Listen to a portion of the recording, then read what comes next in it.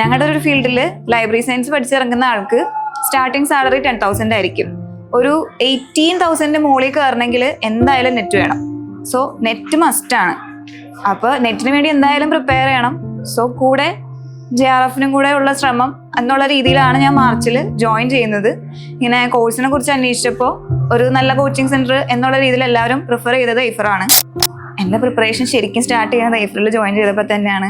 പിന്നെ പേപ്പർ വണ്ണിനെ കുറിച്ച് എനിക്ക് ഒരു ഐഡിയ ഉണ്ടായിരുന്നില്ല. എന്തൊക്കെ സബ്ജക്ട്സ് പേപ്പർ വണ്ണിൽ വരും എന്ന് അറിയില്ലായിരുന്നു.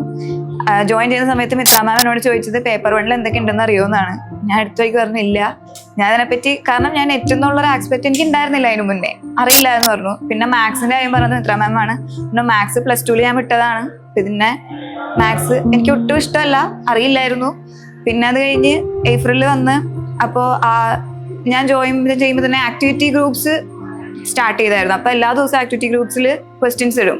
ഡാറ്റ ഇന്റർപ്രിട്ടേഷനും മാത്സും എപ്പോഴും ഇടും. ഇതിടുമ്പോൾ തന്നെ കുറേ പേര് ആൻസർ അപ്പം തന്നെ ഇടും. എനിക്കാണെങ്കിൽ ഇത് വായിച്ചു നോക്കിയാൽ പോലും മനസ്സിലാവില്ല. അപ്പോൾ ആദ്യമൊക്കെ എനിക്ക് ഭയങ്കര ടെൻഷനായിരുന്നു.